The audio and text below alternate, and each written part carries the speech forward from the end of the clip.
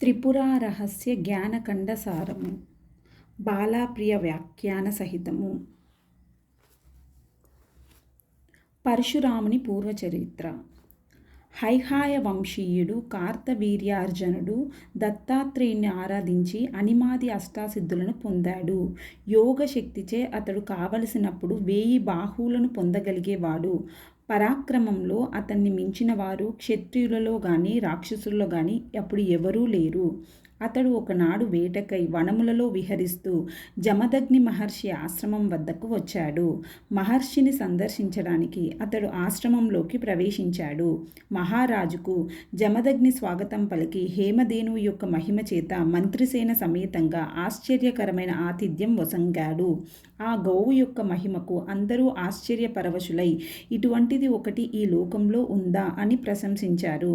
సాటిలేని ఐశ్వర్యంతో విరాజిల్లుతున్న మహారాజుకు ఆ ప్రశంసలు భరింపరానివయ్యాయి.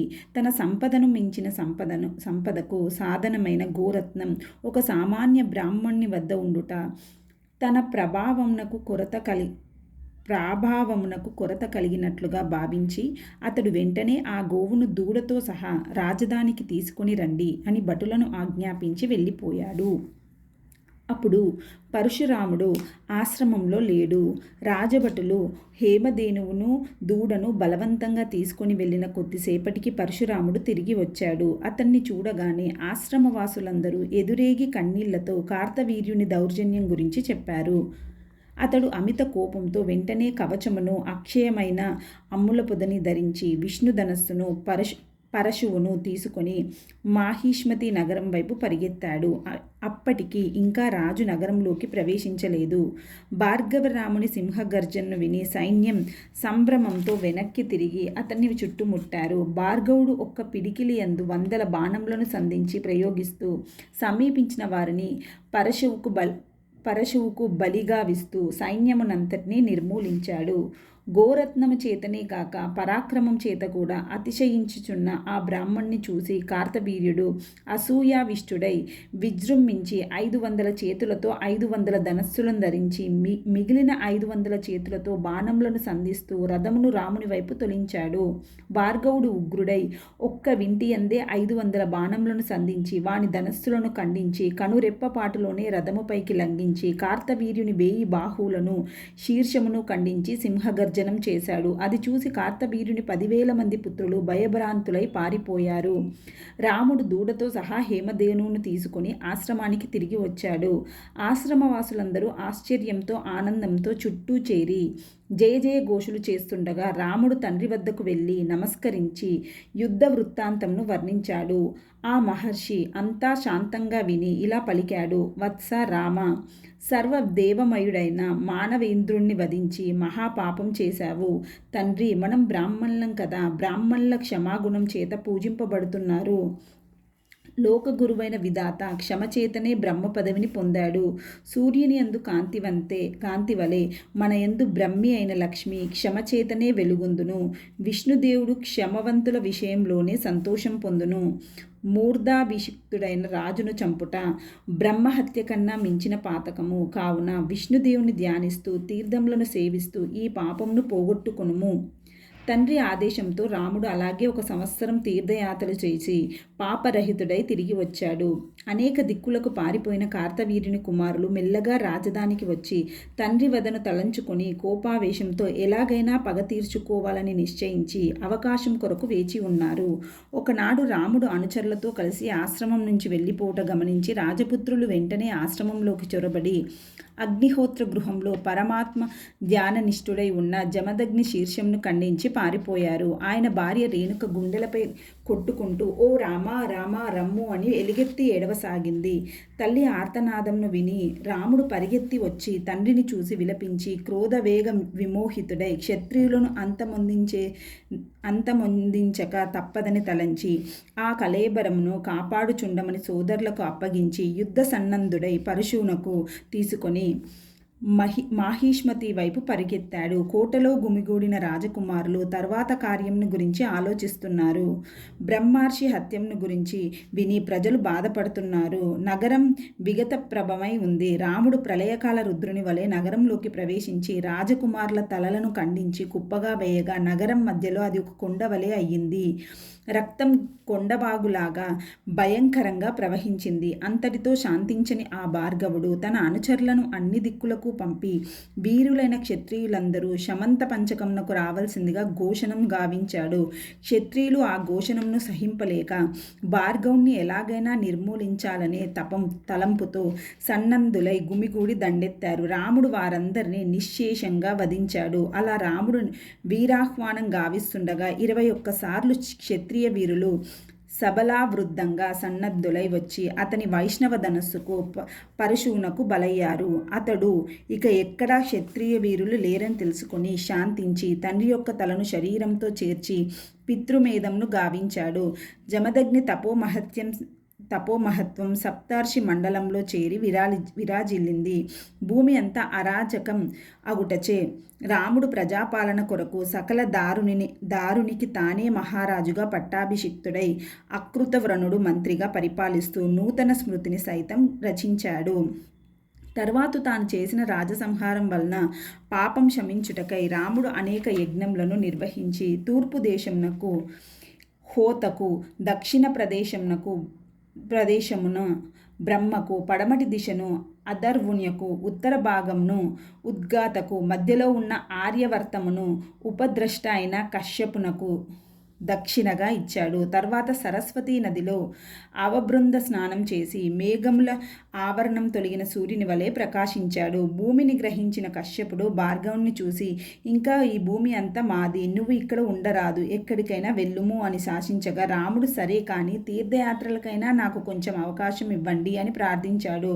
అందుకు కశ్యపుడు, అలా అయితే పగలు తీర్థయాత్రలు గావిస్తూ ఇక్కడ పర్యటించిన రాత్రికి నీవు ఇక్కడ ఉండరాదు అని చెప్పాడు. పరశురాముడు వెంటనే ఆర్యావర్తం వదిలి దక్షిణంనకు వచ్చి పశ్చిమ సముద్ర తీరంలో సముద్రం లోపలికి చొచ్చుకొని ఉన్న మహేంద్రగిరిపై నివాసం ఏర్పరచుకొని తపస్సు చేయట ప్రారంభించాడు. యజ్ఞముల చేత పాపరాహిత్యంను పొందిన భార్గవుడు చిరకాలం తపస్సు చేసి ఉత్తమ లోకములను సంపాదించాడు. తర్వాత కొంతకాలంనకు ఆయన తీర్థయాత్రలకై ఆర్యావర్తంలో సంచరిస్తుండగా దశరథుని పుత్రుడైన శ్రీరామచంద్రుని శివుని విల్లును భగ్నం చేసి జనకుని పుత్రికను పరిగ్రహించాడు అనే వార్తను విన్నాడు. పరశురాముడు శివుని శిష్యుడు, ఒకానొక క్షత్రియ అర్భకుడు పరమేశ్వరుని ధనువును భగ్నం చేశాడు అని వినగానే మరల భార్గవునకు క్షత్రియులపై రోషం ఉదయించింది. పరమేశ్వరుని ధనస్సునే భగ్నం చేయడానికి తెగించిన క్షత్రియుడు ఇక ఏ ఆకృత్యంను సాహసించుకుంటాడు. క్షత్రియుల ఈ పొగరుబోతుతనమును సహించరాదు, దీనిని ఇప్పుడే అణిచివేయాలి అనే తలంపుతో ఆయన సన్నద్ధుడై మిథిలి నుండి అయోధ్యకు సైన్య సమేతంగా తిరిగి వెళుతున్న దశరథుని ఎదురుగా వచ్చాడు. వశిష్ఠాది మహర్షులు భార్గవునకు స్వాగతం పలికి ఆ అర్ఘ్యపాద్యములతో సత్కరించారు. దశరథుడు దీనుడై తన కుమారులను రక్షింపమని ఆయనను ప్రార్థించాడు. కానీ ఆయన దశరథుని మాటలు లెక్కపెట్టక శ్రీరాముణ్ణి చేసి ఇలా పలికాడు, హైహాయలు మా తండ్రిని హత్య చేశారు. ఆ పగ తీరుటకై క్షత్రియులందరినీ 21 పర్యాయములు సంహరించి శాంతించి మహేంద్రగిరియందు నివసిస్తూ తపశ్శక్తిని సముపార్జించుకుంటున్నాను. ఇప్పుడు నీవు పరమేశ్వరుని ధనస్సును భగ్నం చేశావని విని నీ శక్తిని పరీక్షించుటకై వచ్చాను. పూర్వం శివకేశవుల సంగ్రామంలో కేశవుని యొక్క హూంకారంచే శివుని విల్లు బెండయ్యింది. అదే నీ చేత భగ్నమైంది. విష్ణుదేవుడు తన విల్లును రూచికునకు ఇచ్చాడు. ఆయన వలన అది మా తండ్రి అయిన జమదగ్నికి సంక్రమించింది. ఆయన నాకు ఒసంగెను. క్షత్రియ ధర్మంను స్మరించి నీవు ఈ వింటిని ఎక్కుపెట్టగలిగితే నిన్ను వీరునిగా ఎక్కపెట్టి నీవు నాతో యుద్ధం చేయుటకు అంగీకరిస్తాను. తండ్రి వశిష్ఠాది గురుజనుల సమీపంలోనే ఉండుట చేత శ్రీరాముడు కోపంను ఆవేశంను చూపకుండా కంఠస్వరంను పెంచకుండా మెల్లగా, మీ తండ్రి గారి యొక్క పగను తీర్చుటకై నీవు కావించిన శత్రు సంహారం గురించి విన్నాను. అందుకు నేను అంగీకరిస్తున్నాను. కానీ నన్ను అశక్తునిగా భావించి నీవు మాట్లాడట మాత్రం సహించను. ఇదిగో చూడుము అని భార్గవుని చేతి నుండి ధనస్సును శరమును తీసుకొని ఎక్కుపెట్టి బాణములను సంధించి ఇలా అన్నాడు, నీవు బ్రాహ్మణుడవు, అందులోనూ విశ్వామిత్రునకు బంధువు. వైష్ణవుడవు, కావున నీపై ప్రాణాంతకంగా బాణంను ప్రయోగింపను. కానీ వైష్ణవమైన ఈ బాణం అమోఘం. దీని చేత నీ పాదగతిని ఖండించనా, లేదా తపస్సుచే నీవు ఆర్జించిన లోకములను నాశనం చేయమంటావా చెప్పుము. శ్రీరాముడు అలవోకగా అతని శరచాపములను తీసుకొని శరసంధానం గావించగానే భార్గవుడు తన శక్తి అంతా ఉడిగిపోయినట్లు నిశ్చేష్టుడయ్యాడు. విష్ణుధనువును కైగొని విరాజిల్లుతున్న శ్రీరామచంద్రుని చూచుటకు ఇంద్రాది దేవతలు వచ్చి ఉన్నారు. ఆ సన్నివేశంను చూడగానే భార్గవునకు విష్ణుదేవుడే ఆ బాలుడుగా అవతరించాడని స్మరించి మెల్లగా ఇలా అన్నాడు: నీవు విష్ణుదేవుడవు. లోకేశ్వరుడవైన నీ వలన నేను పరాజయం పొందుట నాకు అవమానకరం కాదు.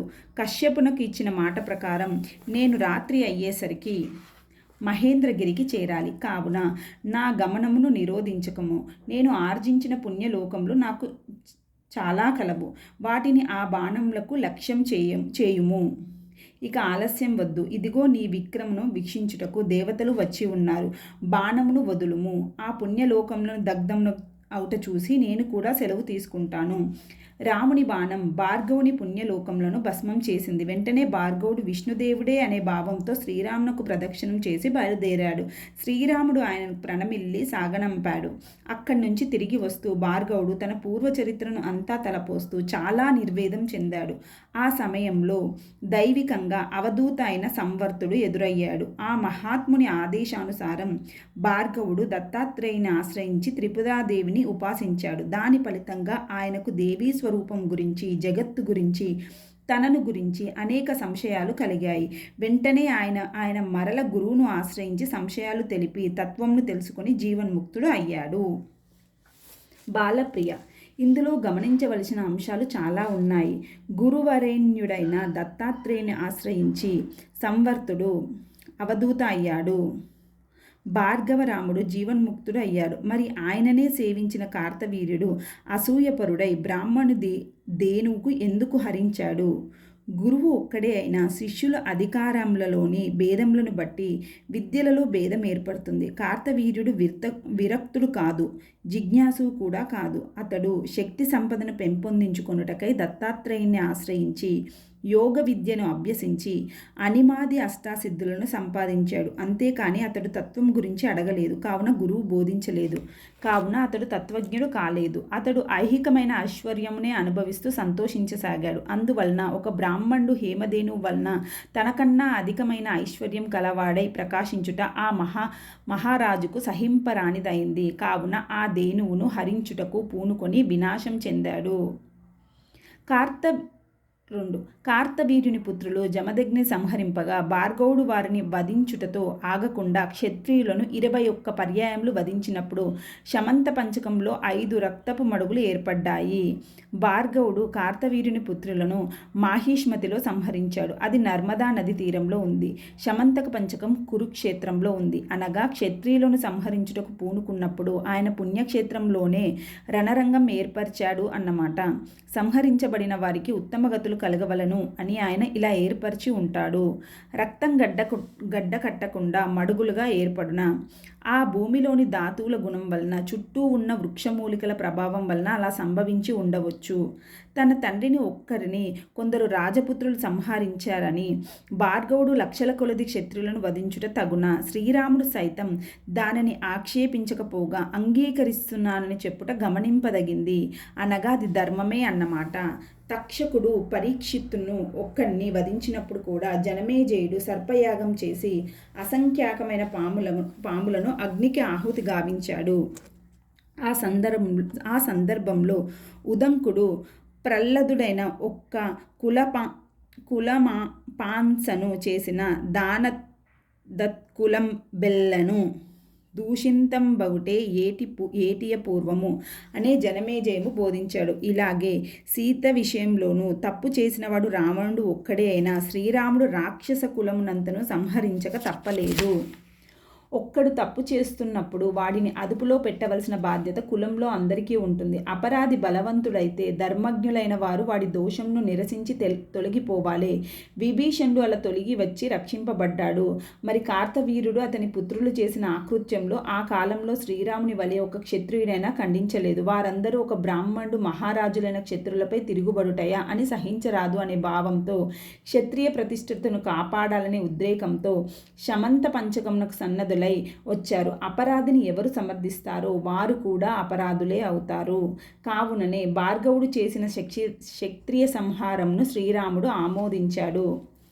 భార్గవుడు నైష్టిక బ్రహ్మచారి అయినా ఆయన పట్టాభిషిక్తుడై ప్రజాపాలన చేసి షోడశ మహారాజులలో ఒకడుగా ప్రసిద్ధుడయ్యాడు. అంతేకాదు ఆయన అనేక యజ్ఞములను నిర్వహించి భూమిని అంతా కశ్యపాది మహర్షులకు యజ్ఞ దక్షిణగా సమర్పించాడు. మరి బ్రహ్మచారికి పట్టాభిషేకమునకు గాని యజ్ఞములకు చేయుటకు గాని అధికారం ఉందా? ధర్మపత్ని సమేతునకే పట్టాభిషేకం చేస్తారు, వానికే యజ్ఞం చేయుటకు అధికారం ఉండును. అలా అయితే భార్గవునిచే యజ్ఞం చేయించిన కశ్యపాది మహర్షులకు ధర్మం తెలియదా? శ్రౌత స్మార్త కర్మలలో యజమాని పత్ని సమేతుడై ఉండాలి అనుటకు కర్మ సమృద్ధిని చెప్పుట ఎందే తాత్పర్యం గాని పత్ని రహితునకు మరియు బ్రహ్మచారికి యజ్ఞాధికారం లేదని చెప్పుట ఎందు తాత్పర్యం కాదు. ఆపస్తంభ శ్రౌతు సూత్రంలో యోవా కచ్చిద విద్యమానయాం ప్రథమ ప్రశ్నే విషఖండే త్రయోదశ సూత్రం అనే సూత్రంనకు వ్యాఖ్యానిస్తూ భట్టరుద్రదత్తుడు ఇలా నిష్కర్ష గావించాడు. భార్య లేకున్నా ఒకానొకడు అగ్నులను సంపాదించవచ్చు, అనగా యజ్ఞం ఆచరించవచ్చు. పయస్సు ఆజ్యం మొదలగు వాని వలె యజమానికి యజ్ఞకర్మయందు భార్య ఒక అంగం మాత్రమే అగును. ఏవైనా కొన్ని అంగములు లోపించినప్పుడు ప్రతినిధి ద్రవ్యములతో యజ్ఞంను కొనసాగింపవలసే ఉండును. అలాగే భార్య లోపించినప్పుడు యజ్ఞాధికారం లోపించదు. ధర్మ విగ్రహుడైన శ్రీరామచంద్రుడు సీతాలోకాంతరం చేరిన తర్వాత కూడా అనేక అశ్వమేధములను నిర్వహించాడు. అంతేకాదు శిష్టులలో శ్రేష్ఠులైన భీష్ముడు, కణ్వుడు మొదలైన వారు యజ్ఞములను చేసినట్లు ప్రసిద్ధంగా ఉంది. కావున అపత్నికునకు యజ్ఞాధికారం లోపించదు. కావున పరశురాముడు పట్టాభిషిక్తుడై అగుటలో యజ్ఞములకు చేయుటలో ధర్మంను అతిక్రమించడం అనేది ఏమీ లేదు. యజ్ఞములు చేసి భూమి అంతా దానం చేసి ప్రశాంతుడై తపస్సు చేసుకుంటున్న భార్గవుడు మరల శ్రీరామునిపై ఎందుకు విజృంభించాడు? మహారాజు అయిన బ్రహ్మచారి అగుటచే ఆయనకు రాజభోగానుభావం కలగలేదు. అందువలన ఆయనకు ఈ లోక సుఖములకు రాజ్యంను వదులుకొన్న తర్వాత తపస్సు చేసి ఊర్ధ్వలోకములను సంపాదించాడు.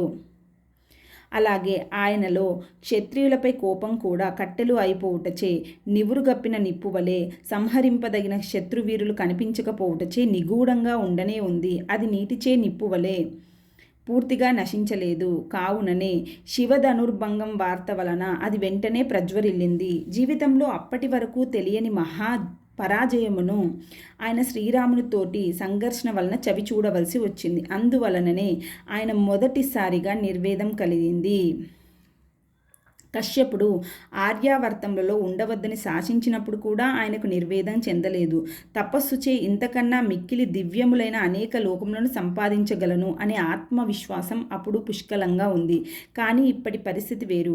ఎప్పుడూ లేని నిర్వేదం ఇప్పుడు ఆయనకు పూర్తిగా ఆక్రమించింది. ఇది రెండు విధములు. మొదటిది, ఏవి మనకు సుఖ సాధనములు అగునని ఎంతో తాపత్రయపడి సంపాదిస్తున్నామో అవి వ్యర్థములని తోచుట.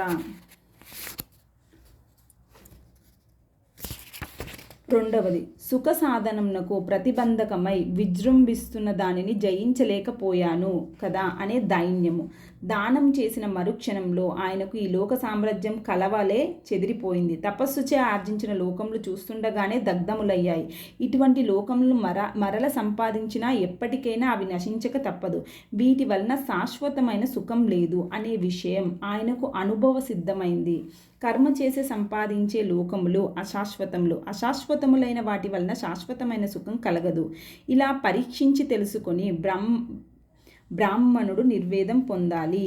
కర్మ చేత మోక్షం కలగదు అనే శృతి చెప్పినట్లుగా ఏ లోకముల ఐశ్వర్యం ఎంతగా సంపాదించినా దాని వలన శాశ్వతమైన సుఖం లేదని భార్గవుడు దృఢంగా గ్రహించాడు.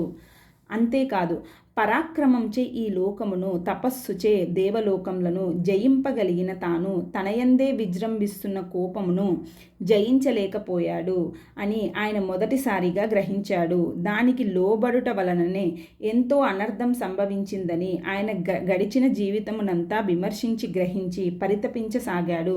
కార్తవీర్యుని సంహరించినప్పుడే బ్రాహ్మణునకు కోపం తగదని, క్షమయే ప్రశస్తమని తండ్రి తనకు బోధించాడు. కానీ ఆయనయే హతుడైనప్పుడు ఆయన చేసిన బోధ క్రోధ వేగంలో కొట్టుకొని పోయింది. పాపం సంభవిస్తే యజ్ఞములచే పోగొట్టుకోవచ్చు, ఎలాగైనా ఈ క్షత్రియులను నిర్మూలించవలసిందే అనే తలంపుతో అప్పుడు ఆయన క్రోధమునకు తనపై నిరంకుశమైన అధికారం వసంగెను. అందువలన బ్రాహ్మణునకు అయోగ్యమైన ప్రాణహింసను ఎంతో ఆయన చేశాడు. ఆ పాపంను పోగొట్టగలిగిన క్రోధంను కదిలించలేకపోయాయి. యజ్ఞములు ఆ పాపమును పోగొట్టగలిగిన క్రోధంను కదిలించలేకపోయాయి. దేవతలు మానవులు ఎందరో చూస్తుండగా ఆ క్రోధం వలననే ఆయనకు శ్రీరాముని వలన పరాజయం సంభవించింది. అప్పుడు ఆయనకు తనకు నిజమైన శత్రువు తన కోపమే అని, దానిని జయించుట సులభం కాదని స్పష్టంగా గోచరించింది.